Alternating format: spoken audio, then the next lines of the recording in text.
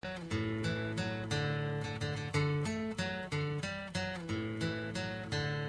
told us to pack up our bags and head south. They said that the luck of the Irish ran out. They told us they burned down our farms and our stores. They cursed us for cowards. Welcome, ladies and gentlemen, to Truth on the Tracks. I'm Brandon Turbeville, your host. I'd like to remind anybody who's just joining the show for the first time tonight that you can catch Truth on the Tracks here every Monday night and Friday night at 9 p.m. Eastern Standard Time here on UCY.TV. Before I go any further, we're going to talk a little bit about Iraq again, about Iraq, ISIS, Syria, and some of the developments there. For those of you who tuned in last week, you'll know that there were some technical difficulties with the show, and the show was the new show that I had recorded for last week was not broadcast. And hopefully, and this show tonight is being recorded on June 25th, which is almost a full week before the show's actually broadcast on Monday night. So this is the way things tend to work out, because of my schedule I have to record these shows about a week ahead of time. But hopefully the show that I had recorded for last week was broadcast on Friday of last week, and if you tuned in to Friday, you might find a little bit of what I'm going to say tonight redundant, but I think it bears repeating simply because the situation in Iraq has not only dominated the headlines, but it's also incredibly important, and it could lead to some very dangerous situations. And in fact, we're going to talk about some very dangerous situations tonight. Also going to talk about Brzezinski and his plan, the fall of America, essentially. And there should be an article up by me about Brzezinski by the time you hear this broadcast. And the only way that you can find that would be to go search it at Activist Post or the Anti-Media, but definitely you'll find it if it was posted over at BrandonTurbeville.com. Now, the listeners will know that I'm a writer for ActivistPost.com and the Antimedia.org, but they will also know that you should go to BrandonTurbeville.com if you are interested in my work specifically. That's the website where I repost all of my articles, all of the YouTube videos, all of the archive versions of this show, all of the interviews, and all of the other relevant information there. You'll also find a books tab where you can go on that tab and find my 6 books, and specifically The Road to Damascus, the Anglo-American Assault on Syria, which is relevant to the discussion we're going to have tonight. So we need to get into this situation with ISIS and Iraq. ISIS, of course, stands for the Islamic State of Iraq and Sham. You could also translate it to be the Islamic State of Iraq and Syria. The same organization, ISIL, Islamic State of Iraq and the Levant. All this is the same organization. ISIS, ISIL, call it whatever you want. This is allegedly the spinoff of Al-Qaeda in Iraq, and we're going to talk about who created that in a minute. But what we've had here is the development, and again, this is June 25th, 2014. In recent weeks, we've had the development of ISIS seizing territory all across Iraq. They've seized so much territory, they're actually on the doorstep of Baghdad. Now, I would be remiss in my duty if I did not bring up the interesting fact that the name ISIS, the acronym ISIS, is not by coincidence. The fact that Baghdad, which is historically the ancient Babylon, is being attacked by ISIS. ISIS is attacking Babylon. That's another road we could go down at some other point, I guess. But not to worry about all that right now. We got to talk about what has happened, and again, that is the seizure of large swaths of territory all across Iraq and reaching into Syria. ISIS has been a major fighting force in Syria in the death squad deployment against the Assad government for some time. Assad, of course, is wiping up the death squads. ISIS had this territory in largely the northern eastern part of Syria.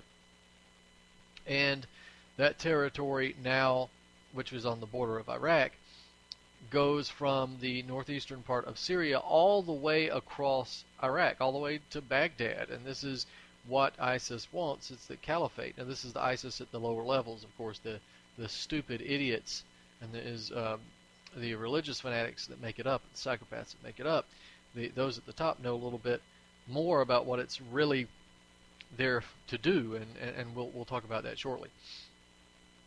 But we have this seizure of territory. The U.S. government claims it had no idea that it slipped through their intelligence networks, that they simply did not know that ISIS was gaining so much ground. That, of course, is bull. That's a total lie. They've had surveillance drones flying over Iraq. They've got U.S. intelligence in Iraq. They've got Iraqi intelligence. They've got military intelligence.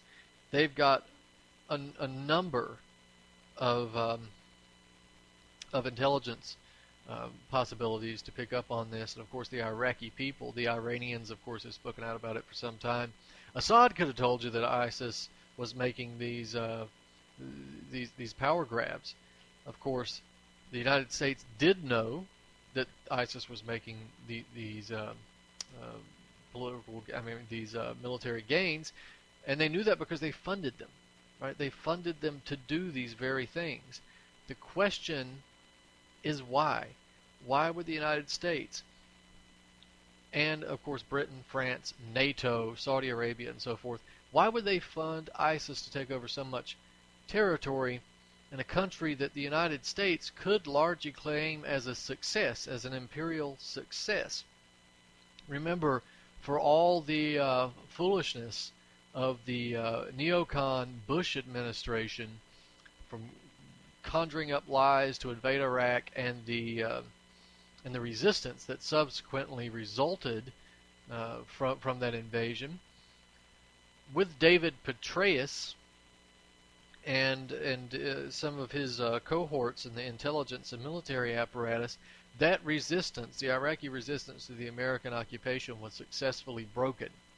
And Iraq, therefore, is largely a success of the imperialist notions of the United States and NATO, in the sense that the mission was indeed accomplished. A puppet government was set up. The United States was able to eventually leave with very, very minimal military presence on the ground, and still have this the possibility of rapid deployment to other parts of the world. So why would they do this? Why would they fund ISIS to take over and erase all of those gains in Iraq? Well, let's take a look at this, and we'll go into this here. We have an interesting article, and you can read my position on this. In my article, The Clandestine Reasons for ISIS Taking Over Iraq, up at BrandonTurbeville.com and Activist Post. But there's also an interesting article by Tony Cartolucci, and it's called "NATO's Terror Hordes in Iraq, a Pretext for Syria Invasion." And let me just read to you some of the things that Tony has to say in the beginning part of the article. All roads lead to Baghdad, and the Islamic State in Iraq and Syria is following them all, north from Syria and Turkey to south. Reading Western headlines, two fact-deficient narratives have begun gaining traction. The first is that this constitutes a failure of U.S. policy in the Middle East, an alibi as to how the U.S. and its NATO partners should in no way be seen as complicit in the current coordinated, massive, immensely funded, and heavily armed terror blitzkrieg toward Baghdad. A second is how ISIS appears to have sprung from the sand dunes and date trees as a nearly professional military traveling in convoys of matching Toyota trucks without explanation. And what Cartolucci is getting at here is that by calling this a failure of U.S. policy, that is essentially the incompetence argument, right? We go back to 9/11 when Bush was accused of being incompetent and allowing 19 Arab Muslim hijackers to run planes into buildings and outsmart the biggest police state in the world and the biggest intelligence apparatus in the world. Of course, it doesn't matter that those 19 hijackers are still, 7 or 8 of the hijackers are still alive. Doesn't matter. But Bush was incompetent, and by calling him incompetent, that's an insult. But it's an absolute. Well, it's an absolving him of the blame for what really happened, which was an intentional MIHOP argument, right? Make it happen on purpose. MIHOP, M-I-H-O-P. This is what happened on 9/11. No, not Bush specifically, but you get the idea of what I'm saying here. This was the intelligence apparatus. By saying that they're incompetent, you absolve them of the guilt of doing it intentionally. By saying that the ISIS victory in Iraq is a failure of U.S. policy, that is absolving the blame of the fact that the United States funds ISIS and that this was all intentional. It also gives the neocon, the reactionary groups and so forth, the ability to stand up and say that the failure of U.S. policy is weakness, that they weren't tough enough on Iraq. Now, also, as he shows that there's the second lie that the U.S. military and so forth didn't know that ISIS was marching all the way across Iraq with convoys of Toyota trucks and so forth and military weapons. This, of course, is just ludicrous. It's also ludicrous, by the way, to say that the only options available to the United States are reinvasion of Iraq or simply stepping back and allowing it to fall to these animals, these apes. There's a third way out of this tragedy, and there usually is a third way, which never gets talked about because their mainstream media is going to give you a dialectic. You're going to get the left or the right, the insane on one side or the equally insane on the other. But what you got to realize in order to understand the solution to this problem is the fact that ISIS is actually a product of a joint NATO Gulf Cooperation Council cooperation or conspiracy that goes back as far as, well, at least 2005. You can see that connection in my book, The Road to Damascus, where this cooperation involves the United States, Saudi Arabia, planning to really ignite this sectarian war across the Middle East, in Iraq, in Syria, in Lebanon, and Iran, in order to break those governments, in order to not only destabilize but overthrow those governments. And once those governments are overthrown, because you have a bunch of apes who would take that power, you don't have the human intellect that it would take to govern the conquered territory. You have fanatics who will begin killing one another on some silly religious disagreement. You know, you wear a red bandana on a Monday as opposed to a Tuesday, so your punishment is death, and you get constant attacks and infighting, so they cannot govern. They're incompetent. They simply do not have the ability to maintain power over a state and then execute some type of self-defense mechanism whenever they're invaded by a larger country or by a major corporation and so forth. This is the essence of microstates and mini-states. If you look at Libya, that's a perfect example. And that, of course, is the Brzezinski Doctrine, and I hope to be able to get to that shortly. Now, given that ISIS is a product of a joint NATO Gulf Cooperation Council, GCC, conspiracy, what is the third way? What is the most realistic solution? The realistic solution would be for NATO and the GCC to stop funding it. You want to stop terrorism, you stop terrorism. You stop giving it money, you stop giving it arms, you stop training it, you stop giving it intelligence, you stop giving it guidance, and you stop giving it political support. That, of course, is the solution to the situation. But, of course, we don't have that because that's not the goal. Now, again, this Sunni and Shia question, right? We have largely, ISIS is largely Sunni, The Saudi Arabians, of course, are largely Sunni, and the Iranians are largely Shia. This is an ancient divide, Sunni and Shia, that goes back many, many years. And it regards some religious doctrine questions, which we won't go into tonight. But what I hear from a lot of people is that we need to step out of this because this is a religious war. This is a religious civil war between Muslims. The problem is it's not.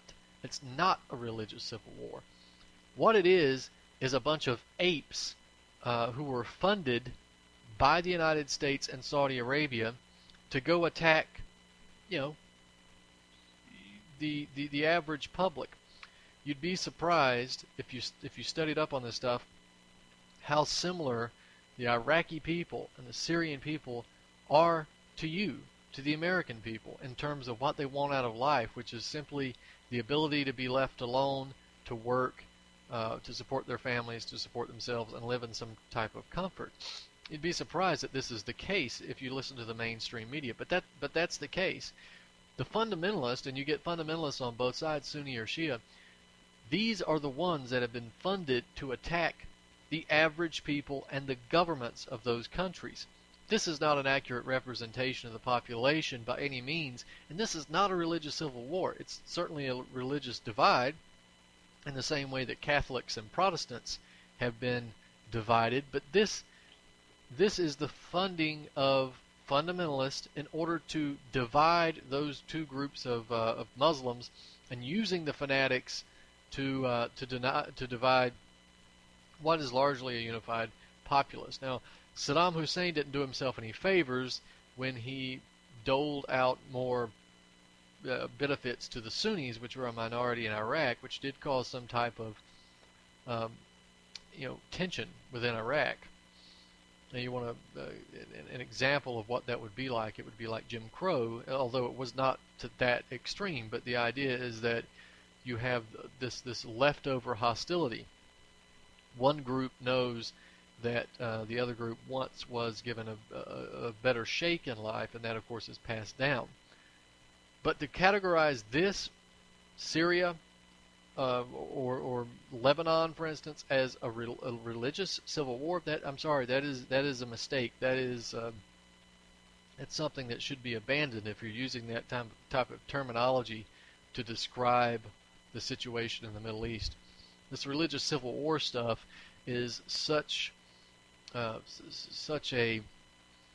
watering down of what's actually taking place in the Middle East that it's something that's repeated, for instance, on Fox News and on the liberal channels as well. It's infantile, and that's the level of propaganda that you get from these organizations.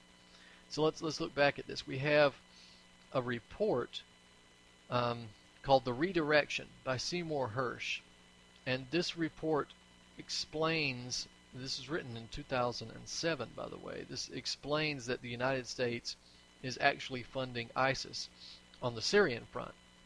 Well, I'm going to read you from that report. Again, this is Seymour Hersh, the famous journalist. And he writes, to undermine Iran, which is predominantly Shiite, the Bush administration has decided, in effect, to reconfigure its priorities in the Middle East. In Lebanon, the administration has cooperated with Saudi Arabia's government, which is Sunni, in clandestine operations that are intended to weaken Hezbollah, the Shiite organization that is backed by Iran. The U.S. has also taken part in the clandestine operations aimed at Iran and its ally Syria. A byproduct of these activities has been the bolstering of Sunni extremist groups that espouse a militant vision of Islam and are hostile to America and sympathetic to Al-Qaeda. End quote. Again, that was written in 2007. So that shows that there was the knowledge, that we had this public knowledge of a plan to use death squads to target Middle Eastern countries, and particularly Syria. But we know this going back as far as 2005. There's an article by Michael Hersh and John Barry written for Newsweek, of all places, and it's called The Salvador Option, where he also talks about the same thing. So he even beat Seymour Hersh to the punch there, or they did. So basically, this plan goes back for some time, and you can also look at the reports which come from the U.S. Army's West Point Countering Terrorism Center, and the report is called Bombers, Bank Accounts, and Bleed Out, Al-Qaeda's Role in and Out of Iraq, and the other report, Al-Qaeda's Foreign Fighters in Iraq. And you can clearly see that these Iraqi Al-Qaeda and ISIS legions were created, funded, directed, armed by the feudal monarchies of the Arab Gulf, like Saudi Arabia and Kuwait, Qatar, and Oman. And they were augmented with fighters coming from Libya, the terrorist centers in Libya. These organizations, these death squad legions, have been created again by the U.S. CIA along with Saudi Arabia and Pakistani intelligence in the late 1970s in order to goad and then attack the Soviets in Afghanistan. And you can see that Brzezinski, who we'll talk about tonight, was fundamentally involved in that. He was instrumental. He's the architect of Al-Qaeda. Now, the idea that we have funding for organizations like ISIS and Al-Qaeda in Iraq, that the United States, who funds the so-called moderate rebels in Syria, they are pretty good at realizing what force is moderate and what's not. This is the propaganda line that you get, that they can only fund the moderate rebels. Of course, there aren't any moderate rebels in Syria. I've done articles on that myself. Tony Cartolucci's done articles on that. So go check them out. But there aren't any moderate forces in Syria. If there were moderate forces earlier on, they're gone. In fact, the Free Syrian Army simply does not exist anymore. The 1, 2, and 3 in the chain of command are in foreign countries, hiding out. The moderate rebels don't exist, and they never have, except for maybe 2 days at the beginning of the fight. And trust me, that was not an organic rebellion by any means. Most of these fighters were foreign. So the moderate rebels, forget the moderate rebels. They don't exist. They never have. But the West would have you believe, or the media outlets would have you believe, that the terrorist organizations like ISIS, for instance, are being funded by Twitter donations and bank robberies, and that somehow has outpaced this international funding effort that's coming from some of the richest countries in the world. Twitter has outpaced these countries. Well, that is absolute crap, and especially if we live in such a police state, such a digital police state, where we can hack China and Russia. And the Israelis, let's not forget the wonderful Israelis, who seem to be able to get into anything that they so desire, have suddenly not been able to figure out who's getting Twitter donations. Come on, please. This is beyond belief.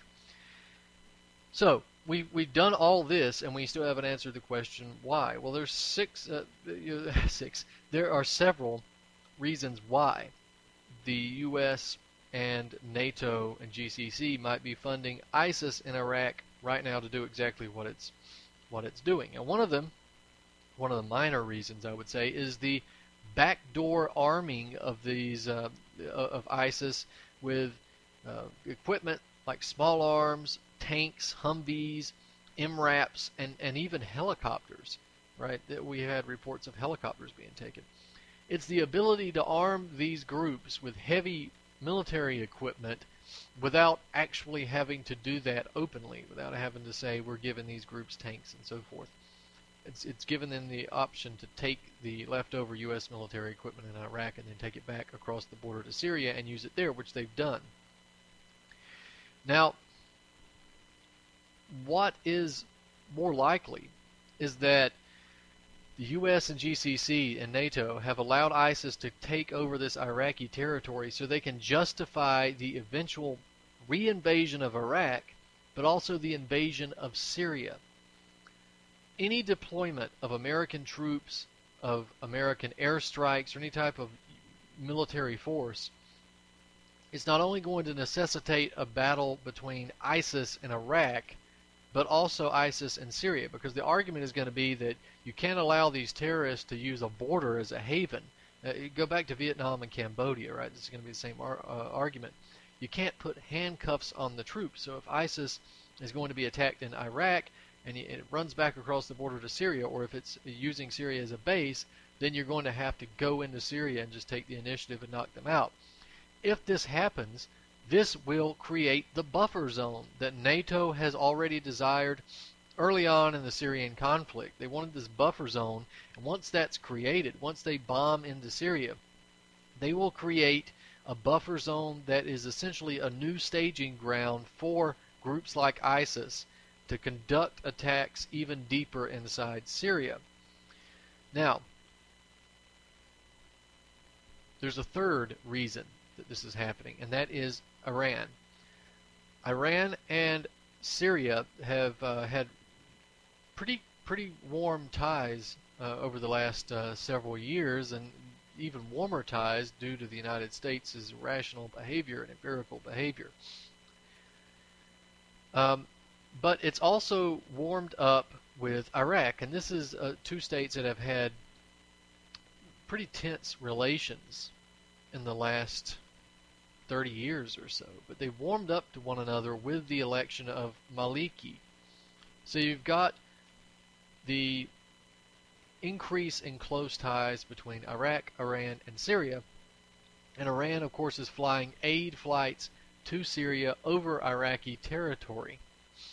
If you break that alliance, and you have to do that if you're the United States and you have empirical motives, then one of the ways to do that is to A, conduct a bombing mission inside Syria, but B, you got to get Maliki out of office. You got to break the warm ties between Iraq and Iran, because if you do that, then not only weakens Iran, it weakens Iraq, it weakens Syria, because Iran is no longer able to fly aid flights to Syria across Iraqi territory if the new government is not as friendly to Iran as it's probably not going to be, because they intend to bring some Sunni and Kurd elements into the government, and particularly Iyad Allawi, who is the U.S. puppet, the open U.S. puppet. But you can break that alliance by bringing ISIS in and then justifying a bombing campaign. You solidify air superiority, and you can stop those flights. So we know that Iran and the United States have discussed Iranian troops inside Baghdad, for instance, and there is information that those troops are there. They are there in Baghdad because Iran simply does not want ISIS at its doorstep, and it probably realizes what the United States is doing in terms of funding these groups, and it wants to stop that. Of course, the reason the United States has appeared to be warming up to Iran is, of course, publicly to state their opposition to ISIS while they fund it at the same time, but also to extend the Iranian military to the point where it's going to be weakened if there's an attack in Iran. And don't rule that out. If they engage in cross-border attacks against Syria, it's possible that the ISIS fighters could be used to justify an attack into Iran. And essentially the solution for stopping this terrorist march, and if you want to stop terrorism, then stop terrorism. Stop funding it, United States. Stop funding it, NATO. Stop funding it, GCC. It's Saudi Arabia. So this is the solution to it. But if you want evidence about who controls these groups, it's not hard to find. And for one thing, I want to point you to an article that I've got called ISIS Terror Group Controlled by Saudi Royal Family. And this was published at Activist Post on June 18th, and it's up at BrandonTurbeville.com. And essentially what this article has to deal with is the command structure of ISIS. So we got to look at this briefly. Now, we have this Abdullah al-Rashid al-Baghdadi, right? This guy was supposedly the leader of ISIS, and his story is supposed to be that he was an Iraqi. this guy's also called Abu Bakr al-Baghdadi, right? We'll just refer to him as Baghdadi. He was an Iraqi who joined Al-Qaeda to fight against Saddam Hussein, and during the U.S. invasion, he engaged in several attacks against Shiites and Christians. He took over a Baghdad cathedral, and just in general ushered in this reign of terror, slaughtering different Iraqis and so forth in public as a result of this stupid Islamic court and so forth. And after Paul Bremer left Iraq, Baghdadi was captured and imprisoned at Camp Bucca, 2005 to 2009. And this is when Al-Qaeda in Iraq started to disappear, and they sort of blended into the Islamic Emirate of Iraq, which is another group, another terrorist group. Now, in 2010, Baghdadi, who was out of Camp Bucca, was named the Emir of the IEI, that is the Islamic Emirate of Iraq, which was at the time sort of in the process of disintegration. But after the U.S. troops left, or after the large numbers of the troops left, he started staging operations against Maliki. And one of his reasons for attacking Maliki was the Iranian connection, was the warming up to Iran by Maliki. So in 2013, after he publicly vowed allegiance to Al-Qaeda, he took off with IEI, the Islamic Emirate of Iraq, and went into Syria to fight, and he called it the Islamic Emirate of Iraq and the Levant, so ISIL, right? So we went from Al-Qaeda in Iraq to Islamic Emirate of Iraq to ISIL, and then it gets renamed ISIS by essentially the mainstream media. You ask yourself, why would they do that? So, this is the story of Baghdadi. Now, of course, we had a story that came out in 2007 that was reported in Reuters by Dean Yates, where they essentially, the U.S. military interrogators caught this guy. Let's see if I can get his name. I don't think they give his name, but we have Brigadier General Kevin Bergner, who told reporters that this individual, this fighter that they captured, told them that Baghdadi was actually a fictitious character. But that doesn't really matter so much, because Baghdadi's not actually the leader of ISIS. Now, of course, it should be pointed out that Baghdadi had been in prison, in U.S. military torture camps, for 4 years. And what does this mean? Why is this significant? Well, it's not that it breeds hatred against the United States. Once you go into Camp Bucca, Bagram Air Force Base, Guantanamo Bay, a couple things happen to you, whether you're a terrorist to begin with or not. If you're not a terrorist to begin with, you generally get tortured and turned into one.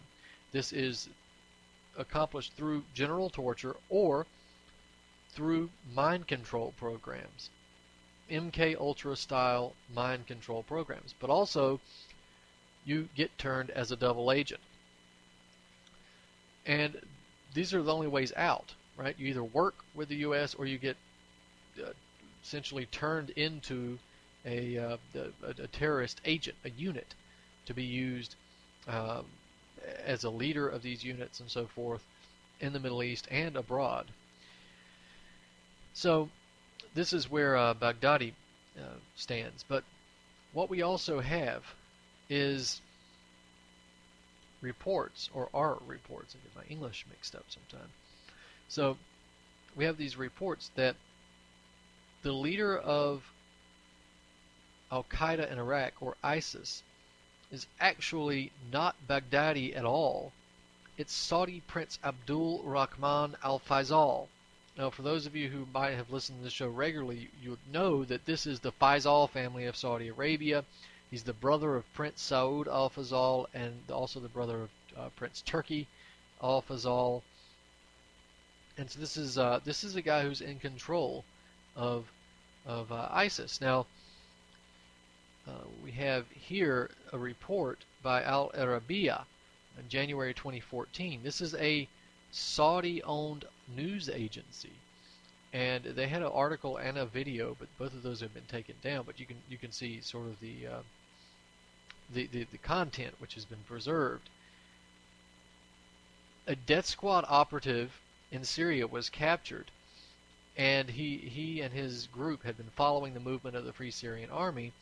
So he's captured. The Syrian forces ask him why he'd been following the Free Syrian Army and who gave him the orders to do so, and he responded that he didn't know or he didn't know why they had to follow the movement of the Free Syrian Army, but he did know where the orders had come from, and it had come from Abu Faisal, and that is the name given to Prince Abdul Rahman al-Faisal of the Saudi royal family. And the evidence, of course, is overwhelming that this is the case, that this is the Saudis and of course the United States and NATO control these groups. Go look at my article. I cite this at length in the article, where you can find the links to some of the mainstream sites where they, like for instance Newsweek or the Daily Beast, have even had to admit that the Saudis are funding these organizations. So this is beyond doubt. This really can't be argued that they are funding these organizations. So now, go look at my article, ISIS and Iraq to be used to justify invasion of Syria.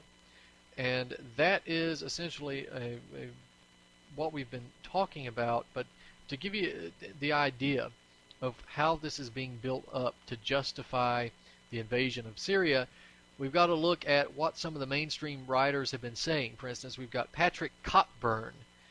That's really his name, Cockburn.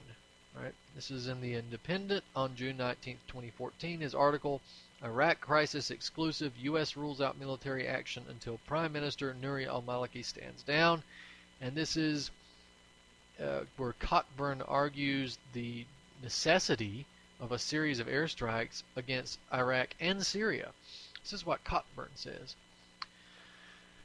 The general support for the Sunni revolt in northern and western Iraq will make it very difficult for any counteroffensive, which would be facing far more opponents than ISIS originally fielded. ISIS now controls almost all of the Euphrates Valley from Fallujah west of Baghdad through western Iraq and eastern Syria as far as the Turkish border. Any long-term campaign against ISIS by the Iraqi government, backed by the U.S. air power, would require airstrikes in Syria as well as Iraq.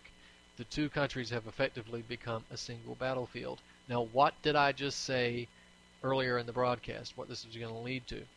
We've also got Anne Marie Slaughter, who's a former State Department Director of Policy Planning under Obama. She's got an article in the New York Times. New York Times, never to miss out on drumming up support for an invasion based on a lie. Remember Iraq? They did that then. You can still trust the New York Times, right? They're the media. They're not, incredible like myself and other writers. No, these are the New York Times. These are the authored news agencies. They wouldn't lie to you or anything, right? Another topic. So we go back to Anne Marie Slaughter. Don't fight in Iraq and ignore Syria. This is what this witch has to say. She's the female version of John McCain, by the way. She says, deciding that the Syrian government, as bad as it is, was still better than the alternative of ISIS profoundly missed the point. As long as we allow the Syrian government to continue perpetrating the worst campaign of crimes against humanity since Rwanda, support for ISIS will continue. As long as we choose Prime Minister Maliki over the interests of his citizens, all his citizens, his government can never be safe. President Obama should be asking the same question in Iraq and Syria. What course of action will be best in the short and long term for the Iraqi and Syrian people? What course of action will be most likely to stop the violence and misery that they experience on a daily basis? What course of action will give them the best chance of peace, prosperity, and a decent government? The answer to those questions may well involve the use of force on a limited but immediate basis in both countries. Don't they always? Enough force to remind all parties that we can, from the air, see and retaliate against not only al-Qaeda members, whom our drones track for months, but somehow didn't do a damn thing when they were marching across Iraq. It's funny, they tracked them for months, must not be very good at it. But also any individuals guilty of mass atrocities and crimes against humanity. So by this By this logic, then we'd also be seeing and retaliating against the Bush and Obama administrations, right? Because they're guilty of mass atrocities, crimes against humanity, but nobody seems to be going after them. We'd be going after Israel, right? Does this mean we're going to attack Netanyahu? Enough force to compel governments and rebels alike to the negotiating table, and enough force to create a breathing space, a buffer zone in which decent leaders can begin to consolidate power. And by that she means leaders that are chosen by the Anglo-American establishment. Now, Slaughter, the appropriately named Anne-Marie Slaughter, has written on this before, and she's got an article titled Stopping Russia Starts in Syria, which was published on Project Syndicate. But she sort of, in this article, she kind of betrays her bias and her initial support for the Brzezinski Doctrine, as he espouses it in the Grand Chessboard, which I've talked about here. And unfortunately, I don't think we're going to get to talk much about the Brzezinski Doctrine tonight, maybe next week. But we got to talk about Slaughter and what she said in her article, Stopping Russia Starts in Syria. This is all linked in my article. She, I won't go into the whole thing, but essentially she argues an offensive geopolitical strategy and a targeting of the Russian Federation as well as China and Japan. But this is what she says. This is her quote. The solution to the crisis in Ukraine lies in part in Syria. It is time for U.S. President Barack Obama to demonstrate that he can order the offensive use of force in circumstances other than secret drone attacks or covert operations. The result will change the strategic calculus not only in Damascus, but also in Moscow, not to mention Beijing and Tokyo. So, essentially what she's arguing here is that you can't hit Putin in Ukraine because he's too strong. But you can hit him in Syria, and you should hit him in Syria. And this will not only stop Assad, this will not only bring about change in Syria, but it's also going to send shockwaves through Moscow, Beijing, and Tokyo. It's going to get everybody in line and realize the United States is still the imperial bully that it's always been. Or at least it's been since it took over from the British, the white man's burden. So Slaughter says, this is what she writes. Regardless of Putin's initial motivations, he is now operating in an environment in which he is quite certain of the parameters of play. That's because it's scripted. He is weighing the value of further dismemberment of Ukraine, with some pieces either joining Russia or becoming Russian vassal states, against the pain of much stronger and more comprehensive economic sanctions. Western use of force, other than to send arms to a fairly hapless Ukrainian army, is not part of the equation. That is a problem. In the case of Syria, the U.S., the world's largest and most flexible military power, has chosen to negotiate with its hands tied behind its back for more than 3 years. This is no less of a mistake in the case of Russia, with a leader like Putin who measures himself and his fellow leaders in terms of crude machismo. Well, it is time to change Putin's calculations, and Syria is the place to do it. Of course, this idea of crude machismo, where do I start? Right, that was Bush. But crude machismo, this is more propaganda, of course. And this works on this American society that is obsessed with political correctness and the feminization of the male. Right? You look at a place like Russia, and you see a culture. And I'm not trying to build Russia up to seem like it's some kind of paradise. It's a police state. It's economically not viable in the way that it should be. But the fact is, this is a culture where men still value masculinity, and women value masculinity in their men, and men value femininity in their women. It's pretty much the opposite of the United States, where we, as a culture, unfortunately, value feminine qualities in men and masculine qualities in women. It's the opposite of the way things are supposed to be. It's unnatural. While Russian men are learning to break down an AK-47 and put it back together again, and hand-to-hand combat, American men are learning how to wear dresses and be politically correct. That's not a direction we should go in as a culture. There's nothing wrong with valuing masculinity in men and femininity in women. That is the way it's supposed to be, but I'm not going to get onto that rant tonight. We've got to finish talking about Syria and this Anne Marie Slaughter, the female John McCain. So we have Slaughter here repeating the idiotic propaganda of these Assad's chemical weapons attacks, his killing his own people, his barrel bombs. Oh my God. She wants to cover up a geopolitical strategy as a humanitarian issue, and that is what she does here. She reveals herself as one of these responsibility to protect neoliberal Brzezinski doctrine imperialists, or maybe not even imperialists, but warmongers, I guess would be a more proper term to give her. That's what she is. And for all of the anti-war crowd, you look around and you see the old. 8 years ago, we had this burgeoning anti-war movement, which was going somewhere. But then they elected a Democrat, a black guy, allegedly, when we can get political gains by calling him black, despite the fact that he's mixed. We elected a so-called minority to the White House, and the anti-war movement just disappeared, right? Because killing is only wrong if it's done by a Republican. And that's why all of the left-wingers, the responsibility to protect people, the humanitarian bombing people, the Obama idiots, are now supporting war, where they didn't support it when Bush did the very same thing. So there you go. And of course, these mouthpieces like Anne Marie Slaughter, you can't really put them in a box of being a liberal and conservatives, because that's for the little people down there at the bottom to argue over. And this is Slaughter, her and McCain and these guys. These guys are winners, right? They're not little people. They actually know the score, or at least part of it.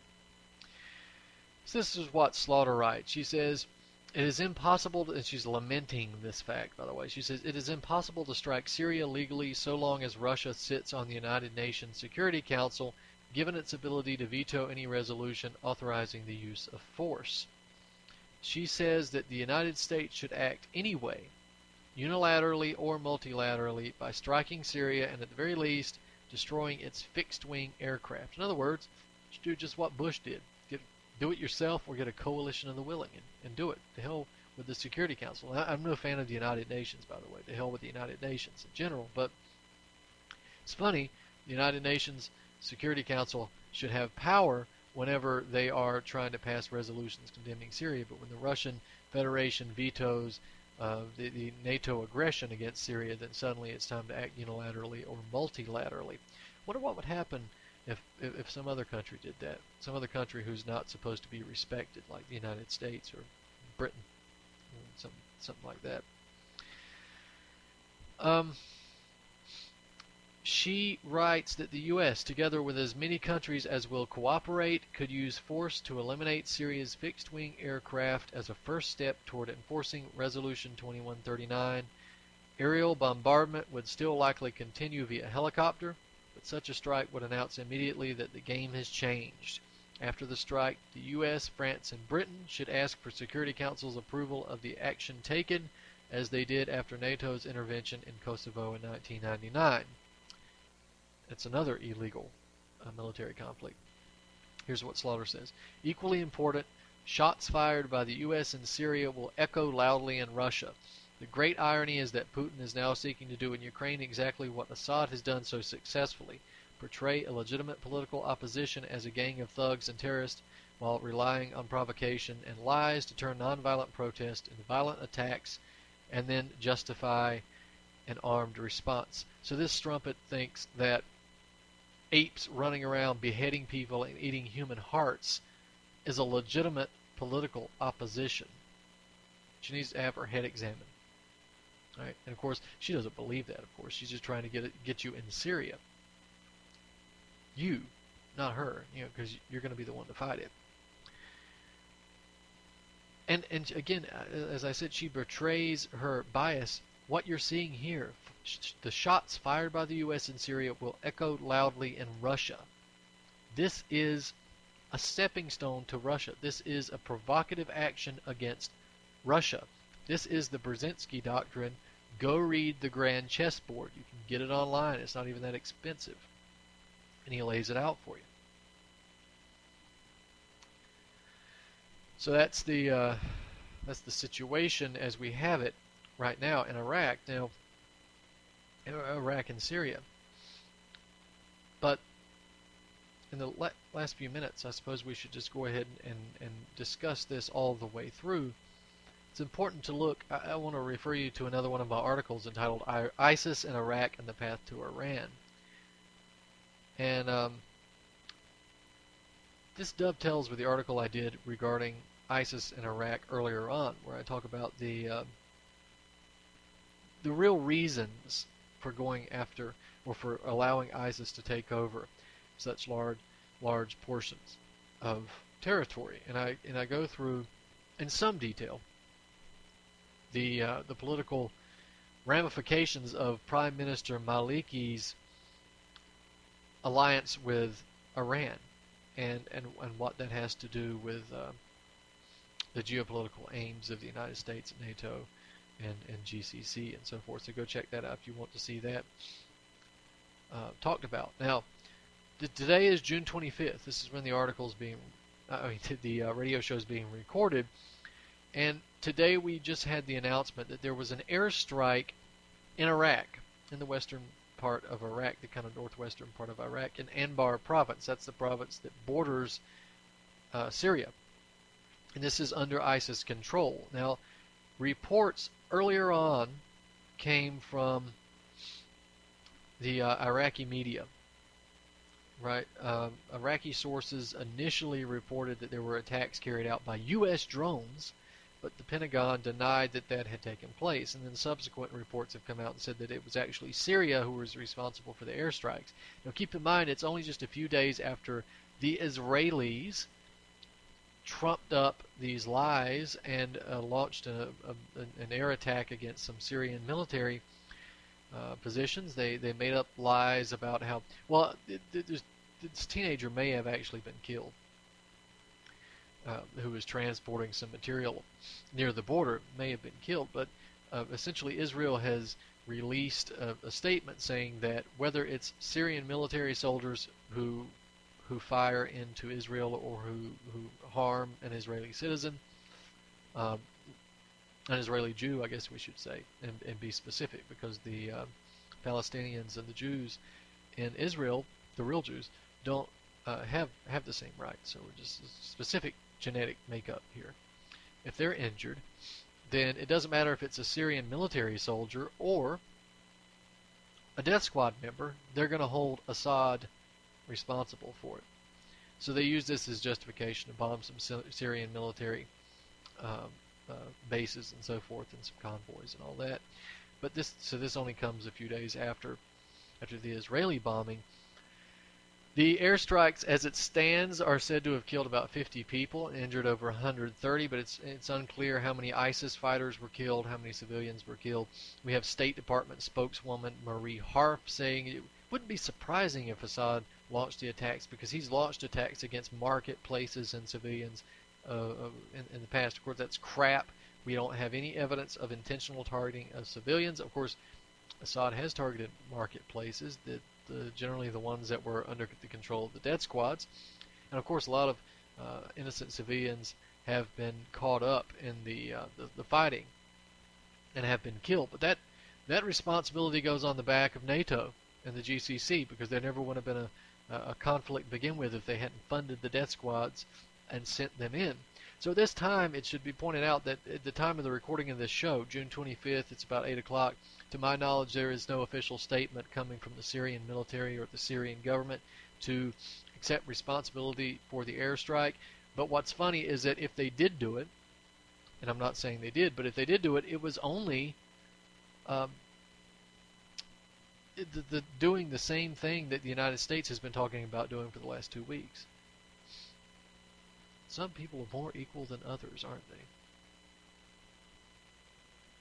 But again, it's important to point out that we don't know actually who did this yet. One wonders if it was really a Syrian military attack or really an American drone attack to be blamed on Syria and claim that it was an attack across the border. So we don't quite know what is going on with that yet, but that is the development on June the 25th. So I'm going to have an article out soon, and by the time you hear this radio show, I imagine the article will have been out, probably either at Activist Post and the Anti-Media initially, but definitely on BrandonTurbeville.com, which is where you need to check these things out regularly. You need to be going there regularly.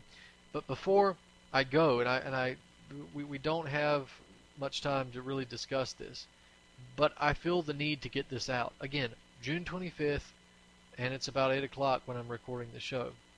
You're going to be hearing this on Monday night. But it's important to say this. What we are witnessing right now in the mainstream media, particularly in the United States, but also other places in the Western world, is the setting up of a narrative that could result in possibly war, an unprecedented clampdown on civil liberties domestically, economic collapse, and bacteriological warfare. We've seen over the last 10 years, we've seen the hintings around that terrorists could be in the United States. We've been seeing this portrayed on movies and television shows. We've been seeing it hinted around on media outlets. But over the last 2 weeks, we've seen an absolute ramping up of this idea that death squad fighters and terrorists, fundamentalists who have gone to Syria to fight against Assad can, will, and are coming back home with the intent, purpose of committing terrorist attacks in their home countries, like the United States, like Britain, like France, and like a host of others. Dick Cheney, for instance, came out today, June 25th, and stated that we're going to have another attack, basically said that it's imminent in the United States. When, not if. And I tend to agree, and they would know because they're planning them. But I can see the rumblings of the creation of a narrative that will be the basis for a false flag terrorist attack in the United States that dwarfs 9/11 3 or 4 times over. This will be the biggest terrorist attack in the history of the world, in the history of the United States.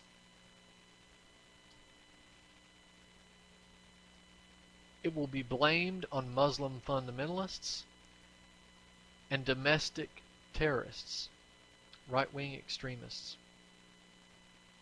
They will tie the two in. Mark my words. Now, I'm not going to sit here and claim that I know when it's going to happen, but I can see the propaganda being created. I can see the seeds being sown. This is what we are in store for. We've got to start talking about this now. We've got to start heading off the propaganda now, because this is very dangerous. It is likely to be of the nuclear or bacteriological variety. It will result in economic collapse, warfare possibly, and a massive crackdown here at home. You're seeing the propaganda being created now. Again, it's time to speak out now and head this off at the pass, because once it happens, there's not going to be any going back. The time for talking will be over. The time for talking is now. It's time to speak out now. And time to take action now. So please take what I've said to heart, and no need to panic, of course. No need to go get in your bunker and hide out for the next 10 years, but it's time to realize what's being planned here.